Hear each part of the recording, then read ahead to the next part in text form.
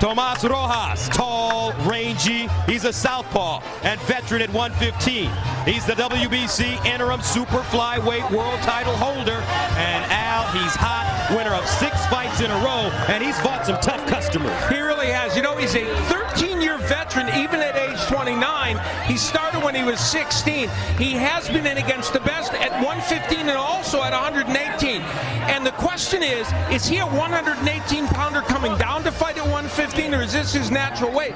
If he is truly a bigger fighter and comfortable with bigger weight, for Darchinyan, it'll be the second 118-pounder he's facing in a row. He lost to the last one. And when we spoke to Tomas Rojas yesterday, he told us that he wants to concentrate and focus each round and not at any particular time of this fight, even if he is winning, feel that he's winning. He's had some losses against people like Jorge Arce and a few others in which he did not focus. He thought he was far ahead and kind of got complacent.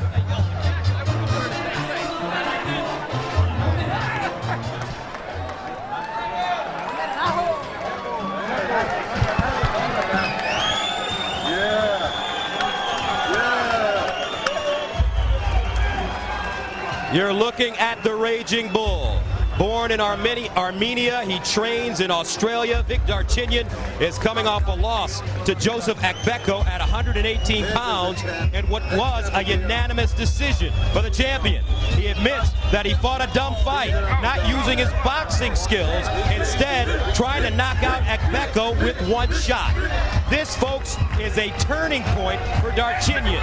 He desperately needs a win to stay relevant.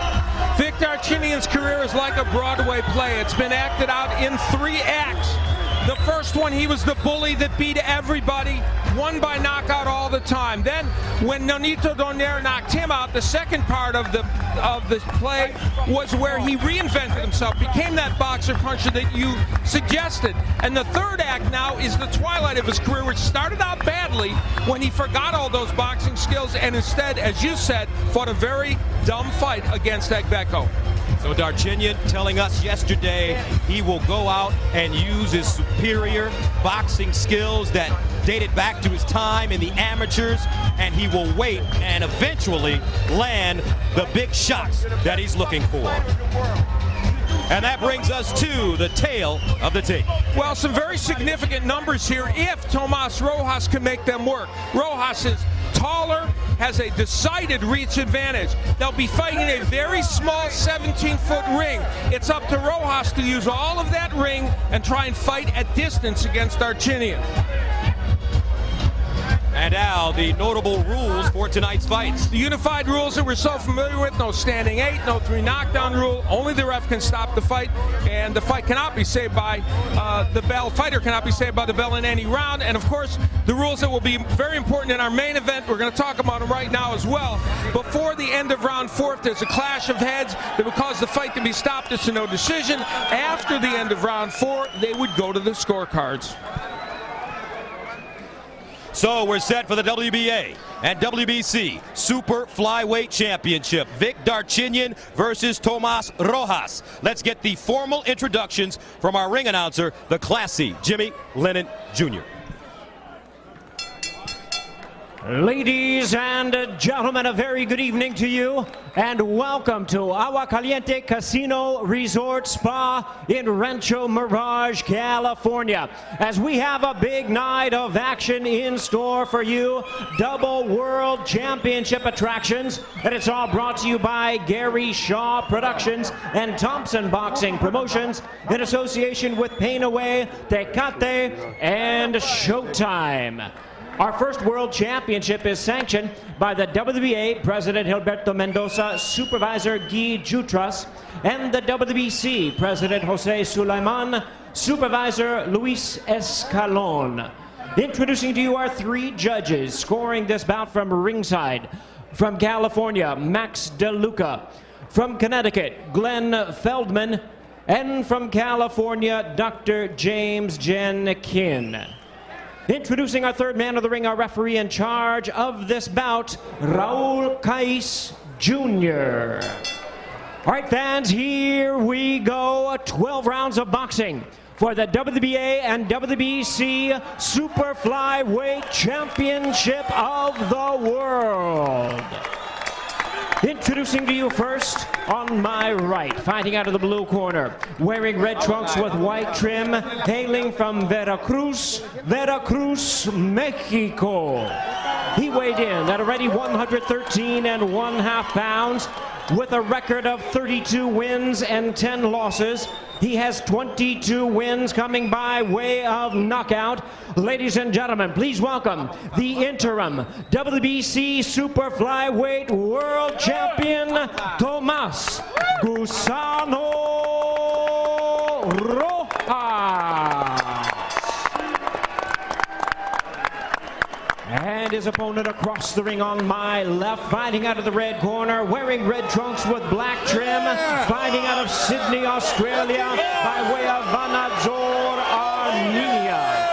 He weighed in at 114.5 pounds. His record 32 wins, 2 losses, and 1 draw, with 26 big wins coming by way of knockout. Here is the longtime former flyweight world champion and the current WBA and WBC Super Flyweight Champion of the world, known as the Raging Bull, introducing Vic Darchinyan.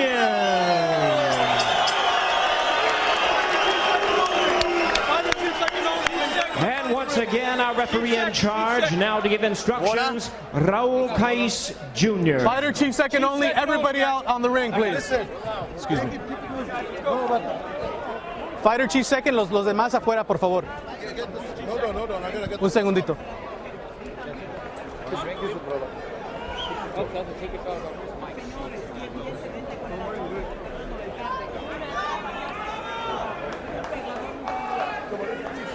All right, fighter chief second, mouthpiece, protector. All right, gentlemen, you received the instructions in the dressing room. You know what's expected, a good, clean fight. Ya recibieron las instrucciones que una pelea limpia. Legal punches are here on up. Aquí están los golpes legales. Touch gloves, good luck to both of you. Buena suerte los dos.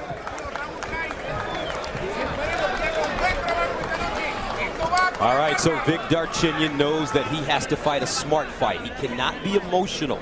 That's what he did when he went into the ring against Joseph Agbeko, and it really cost him major.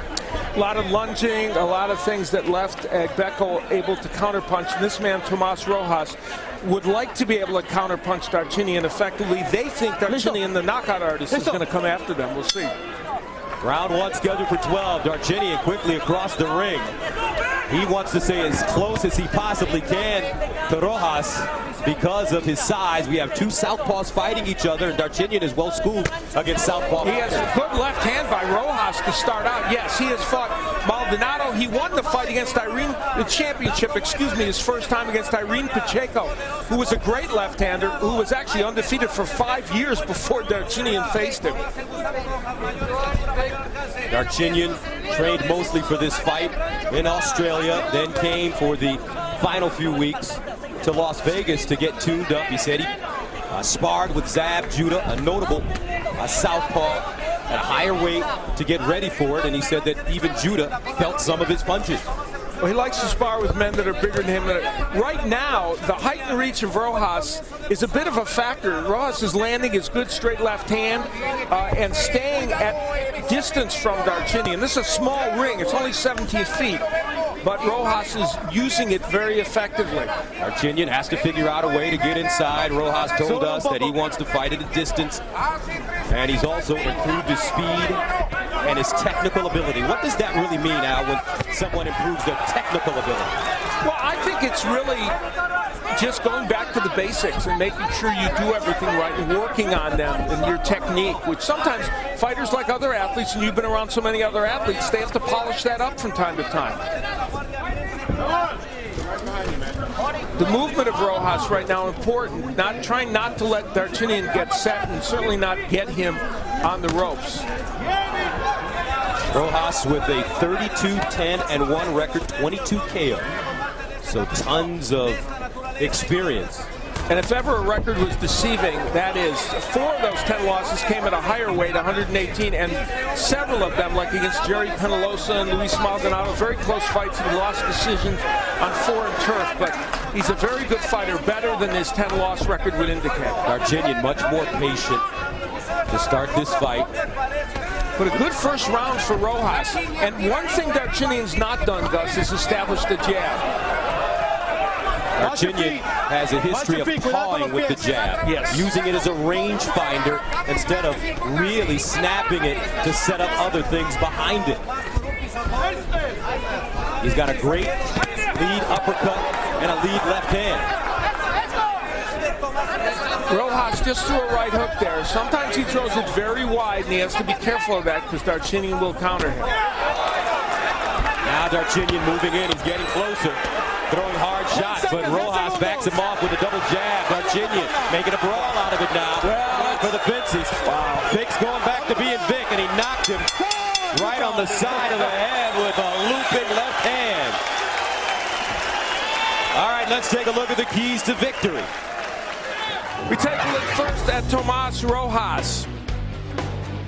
He has to fight tall, stay at a distance. For the most part, he's been doing that in round 1. The wide hooks we referred to should not be thrown against Darchinyan, and the uppercut is a big weapon for him, and it can be landed against Vic Darchinyan.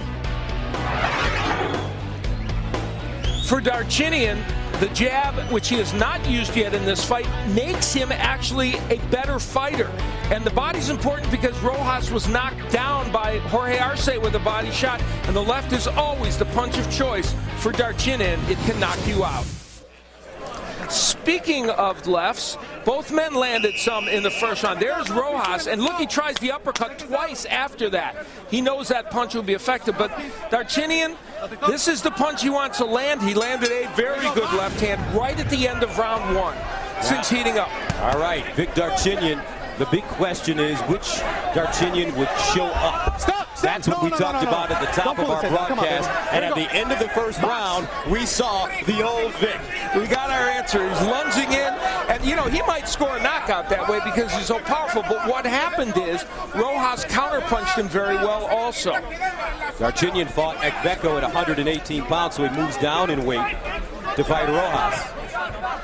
You know, I moonlighted on our Showbox series a couple of weeks ago, and Martin Honorio, who's a big, tall featherweight, fought John Molina. And Honorio had never really used his height and reach in his career that effectively, liked to fight on the inside.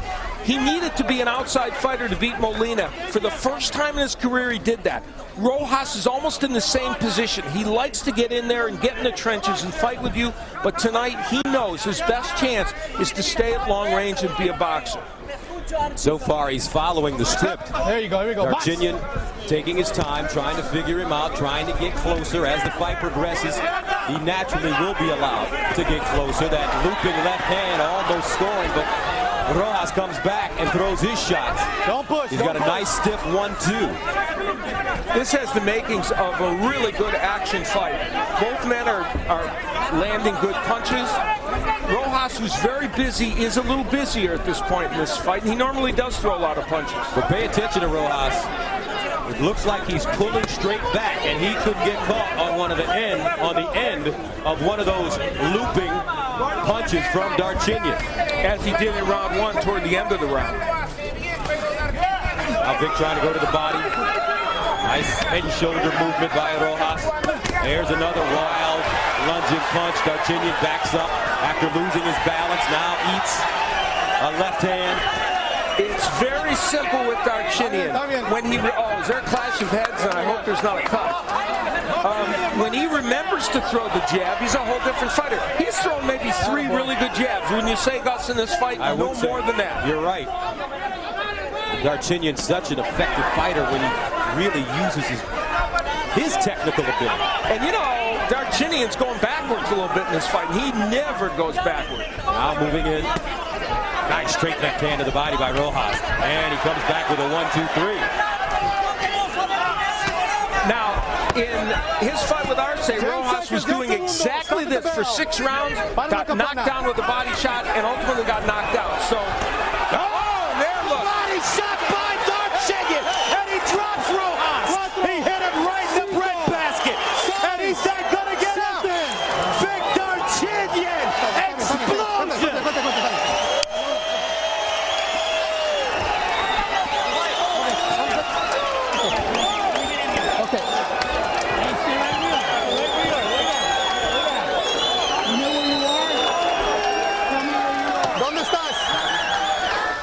What a statement by Vic Darchinyan, and he is back in business. Well, you know, this fight is intriguing as we look at Rojas, who, by the way, hit his head on the mat, and that was part of the issue. There's good news and there's bad news for Vic Darchinyan. Of course, the good news is that he won the fight. He landed a big power shot to the body, which, as I just had pointed out, Rojas was susceptible to. But the way Vic Darchinyan fought this fight wasn't that good. And it's for him, it's a good thing that he was able to get that power shot into the body of Rojas. And Al, when was the last time you saw a fight ended on not just a body shot, but a body shot right to the solar plexus? Yeah, very rarely does it happen. It really doesn't. And of course, it harkened back to Rojas, who was doing exactly the same thing against Jorge Arce back in 2007, dominating the fight. When he got hit in the body, went down, and then was later stopped. Now, here's where Darchinyan is pushing him against the ropes, and that left really kind of, as you said, to the chest area or down below it a little bit, sent Rojas down. It's his Achilles heel, and that punch combined with his head hitting the canvas is what did him in. And you'll get another chance to see the power that Darchinyan puts in. Well, let me restate. That punch didn't hit him so much in the body. I think it also hit him in the head. You know, it looked like a body shot, but when you're looking at it again from that angle, I think it was a left to the head. Let's take a look at it carefully. It will come right after this, and I believe that Rojas dipped his head down so that we thought it was a body shot. Yes, it landed to the head. Right on the chin. Exactly, and it was very hard to see from our angle, and really only from those two angles could you see it. So rather than the body, it was a left to the head, which is the way Darchinyan scored many of his knockouts. Vic Darchinyan, what a performance as he knocks out Tomas Rojas to attain his WBA and WBC 115-pound championships. He moved up to 118, now he's back down, and he is much stronger at this weight.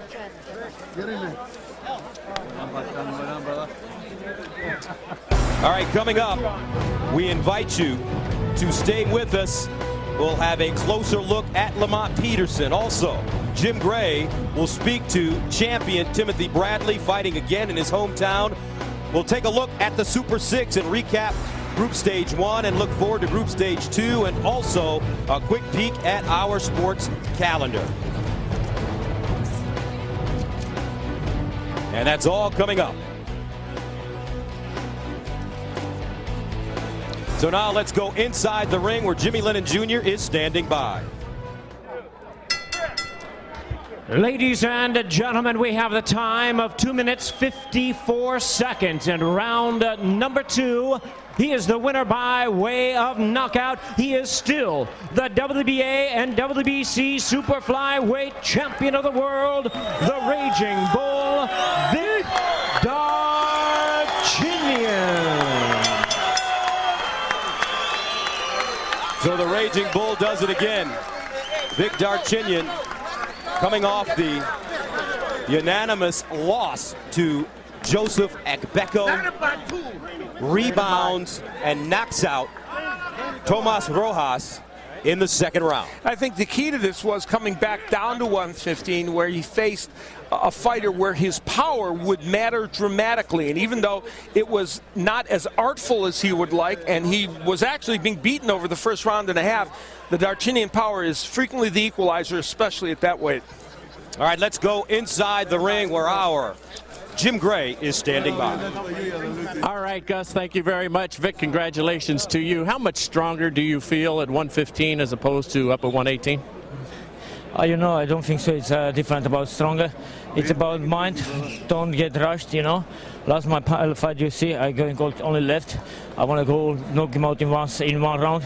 Even today, you see, he punching me. He was taking more points than me. But I know his time gonna come. Knockout gonna come. I know I have strong punch, and not about I'm much skillful than him. I didn't rush. I didn't go for a big punch. I just wanna end of a round, end of every round, 30 seconds, work out my skills. That's what happened. Second round, I go like few punches combination, and I get him in the jaw. But I don't think so. It's different weight division. Is gonna be power different. It's just only mentally be ready. You had been backing up for a couple of rounds there, and then what led you to see the opening there with those 3 straight punches? He's already was confident because he can get me with straight. That's why I wanna, like I told always on the medias, I like when opponents get me and they think that I'm open, they can get me more. That's why when they're starting to touch me, I was feeling much better. I know they're gonna repeat it, and I'm gonna get them. When he start repeat it, I know he's gonna come with big punch, and at the same time I go counter punch, and I get him in the jaw. Let's take a look, Vic, if we can, right here at the monitor, and describe the action for us as you move in with these 3 punches. 1. Yeah. Yeah. Yeah, he's already was very confident because before that punch he already get a couple of good ones. He wanna show you didn't hurt me, and I already know because he know my left coming straight. He's gonna dug it. He's gonna dug it. I know. Look. Every time he's seeing my left, he's going ducking it downstairs. You see now at the moment too. Look, exactly dug. I didn't go on his hand. I going on his chest, and he's coming his head there. I know. Where his chest head gonna be there when he see my punch. Vic, there was quite a bit of disappointment when you lost to Agbeko, quite a bit of disappointment with Nonito Donaire. Would you like to get those off your resume and have rematches with either of those guys? Every night when I'm sleeping, I'm only seeing when I'm gonna fight these guys. My promoter here, my manager behind me, they're doing. I believe they know what I love to do. It's in my dream. Fight them for rematch. First, I wanna fight Donaire. Kelly sure know about that. He have something he don't want to even hear about him, but he love me. I know. Like me, I like to love him, and his whole team, GSP, all his boxers. Are you close to getting Nonito Donaire back? I'm trying to get Nonito Donaire. I've asked the WBA to call for a purse bid because I have a feeling Top Rank's not calling me. Nobody's calling out him now, so we'll go after Donaire now. I hope it's the next fight I can make on Showtime. All right, we hope so as well. Congratulations to you, Vic. Top Rank here. Okay, we'll bring it back here. That's fine too.